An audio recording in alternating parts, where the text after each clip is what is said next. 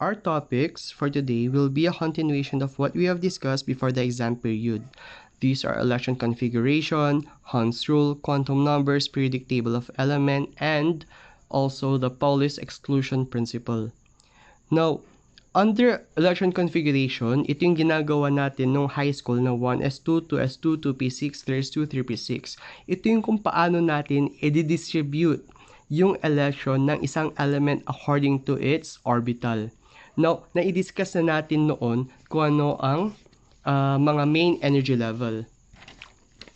So, actually, we have 7 main energy levels. Ito yung letters K hanggang Q. So, K, L, M, N, O, P, and Q.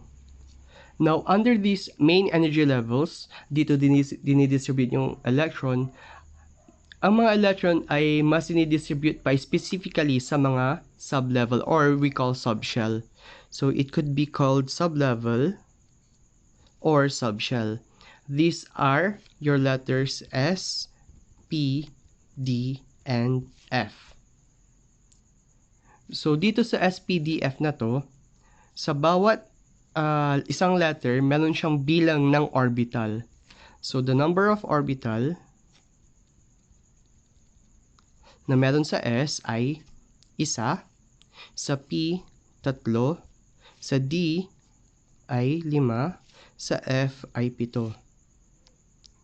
Now, sa bawat orbital ay kaya maghawa ng 2 electron.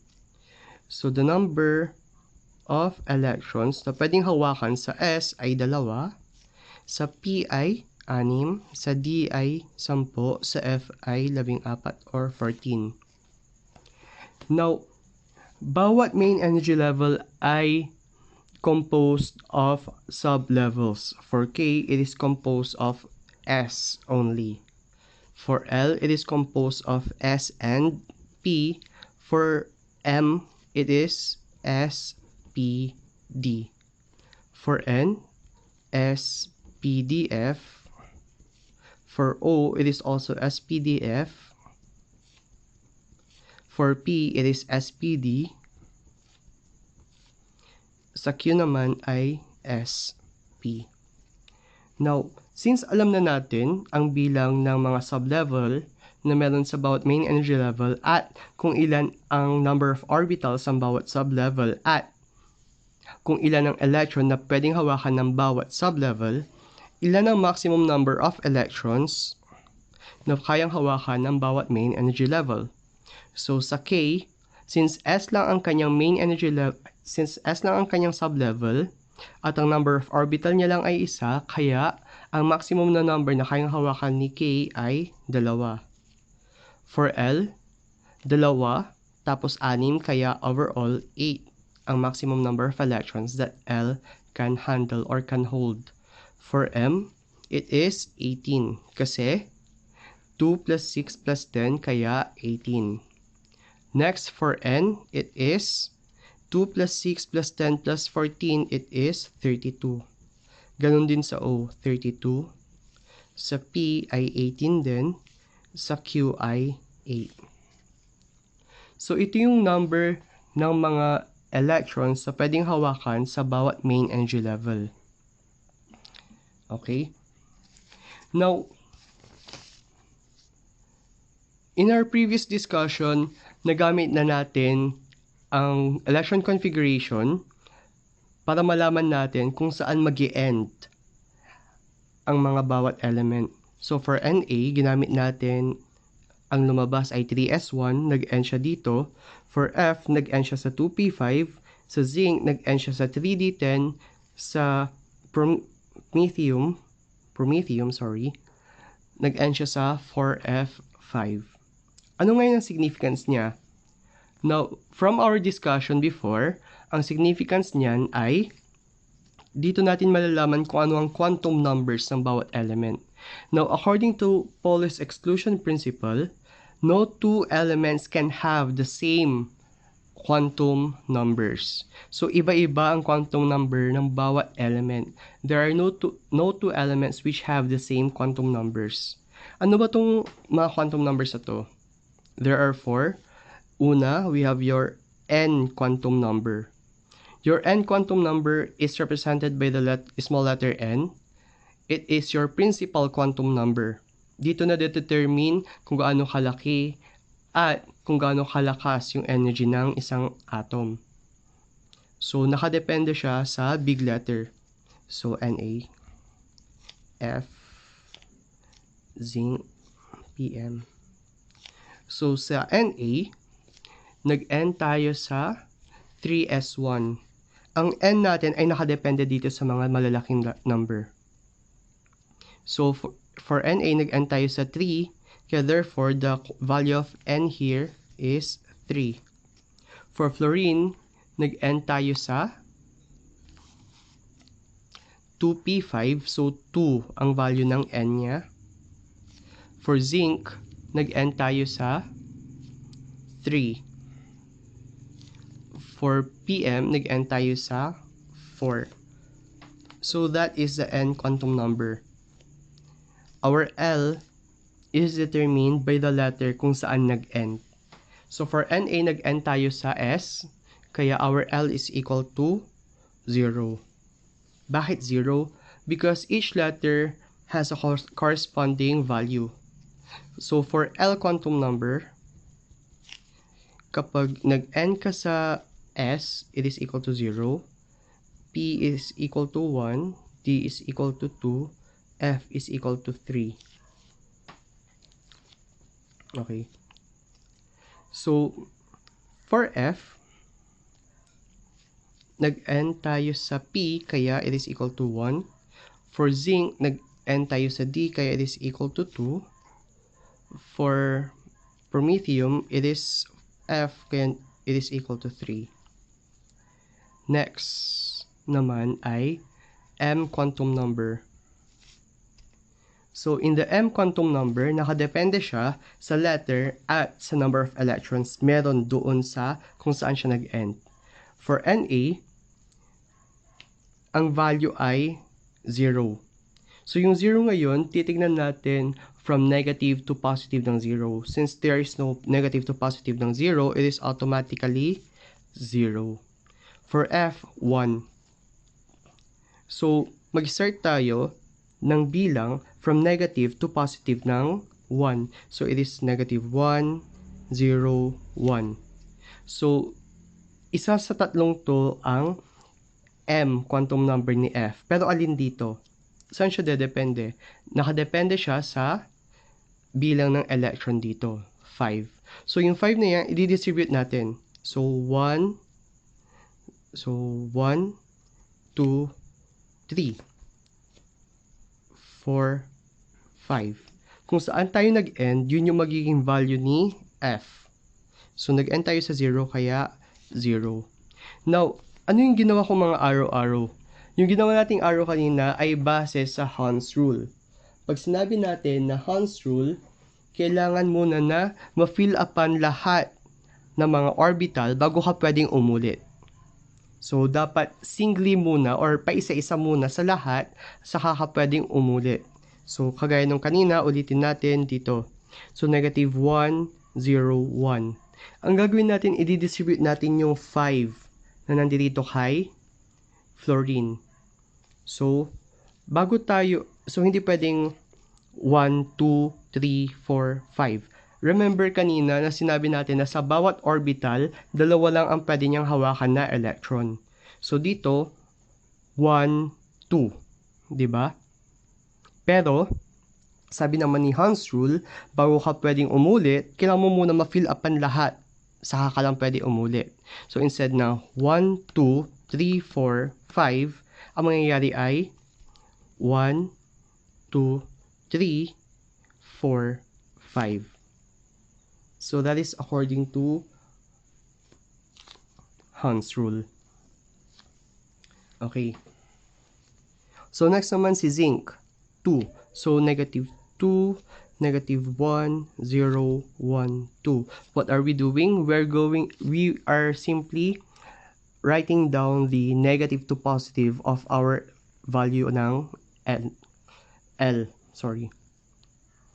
So, ngayon naman, isa dito ang quantum number ni zinc. Si zinc ay nag-end sa 10. So that means 1, 2, 3, 4, 5, 6, 7, 8, 9, 10. Nag-end tayo sa 2. So therefore, the M quantum number of zinc is 2. Next, promethium naman, 3.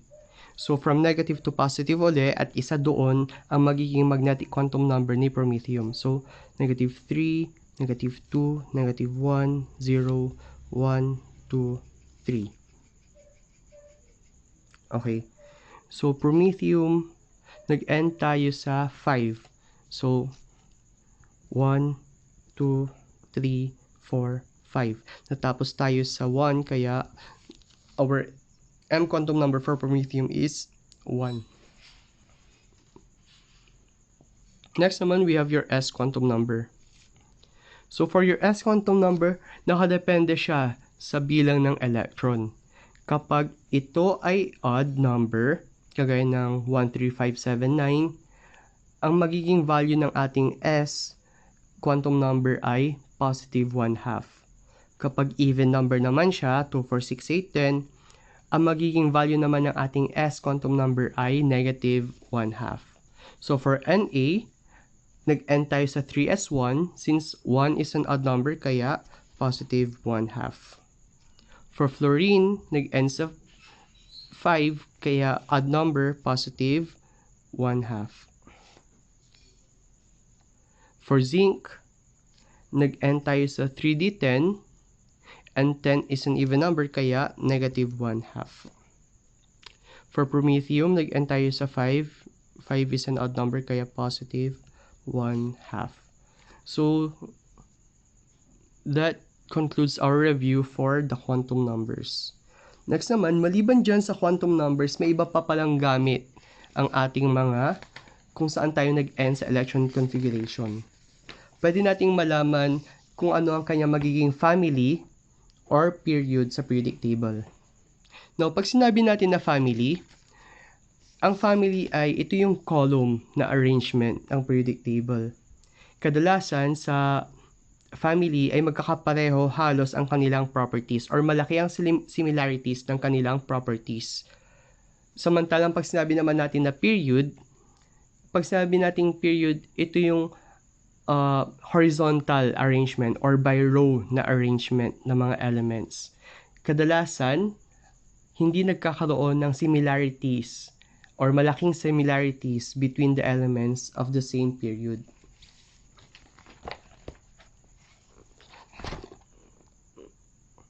Okay. Now, looking at this book, wait lang.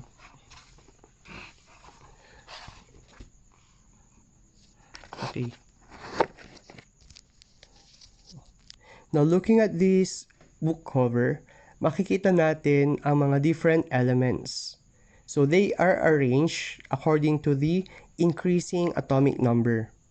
So, 1, 2, 3, 4, 5, 6, 7, 8, 9, 10, and so on and so forth. Now, lahat ng mga naka-arrange ng pahiga or horizontal or by row, we call that the period. Lahat naman ng mga naka-arrange, kapag we're going to consider naman yung pahalang or by column, ang tawag sa kanila ay family.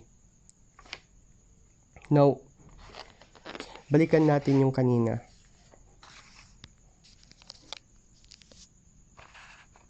Okay. So, kanina, sinabi ko na using yung kung saan tayo natapos, malalaman natin kung anong period or family siya. So, for Na, nag-end tayo sa 3s1. So, una, yung 3. Yung 3 na nakasulat dito sa 3s1, the 3 indicates the period. So, ibig sabihin, nasa period 3 siya. So, titignan natin dito. This is period 1, period 2, and period 3. So, that means sodium can be found within the period 3. Okay, next. S. So, sa letter naman dito sa S, dyan natin madedetermine kung saang part siya ng periodic table natin. So, sa S naman, using your periodic table, dito, lahat ng mga nandito, dito sa dalawang to, those are under S. Lahat naman ng mga nasa side na to ay P, they belong to the P. Now, this one, on this side of the periodic table, this is called your D block. Kaya kapag nag-end sa D, dito lang mahahanap. Next, dito sa pinakababa, ito yung sa F. Sa period F. I mean, F block. Okay. Now, from our given, dito sa 3S1, so, the first clue is 3. 3 ang kanyang period. So, nandito siya sa period 3.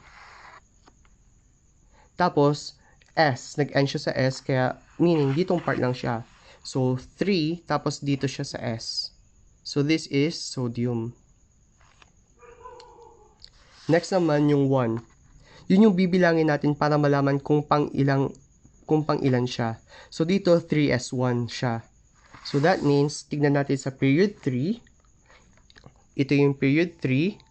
Na, magnesium, aluminum, silicon, and so on and so forth. Next, sabi niya S kasi 3S1. So, ibig sabihin, since ito yung S, ito yung P, ito yung D, ito yung F, dito lang tayo titingin sa S. So, 3S, dalawang element lang ang nasa 3S. Tapos, 3S1, sabi niya. So, this is 3S1. Kaya tingnan natin sa periodic table, magbilang tayo ng isa. 1. So, doon makikita si Na. So, that is how we can make use of kung saan nag-end yung electron configuration para malaman kung nasang part siya sa periodic table. Next, let us try fluorine, 2p5.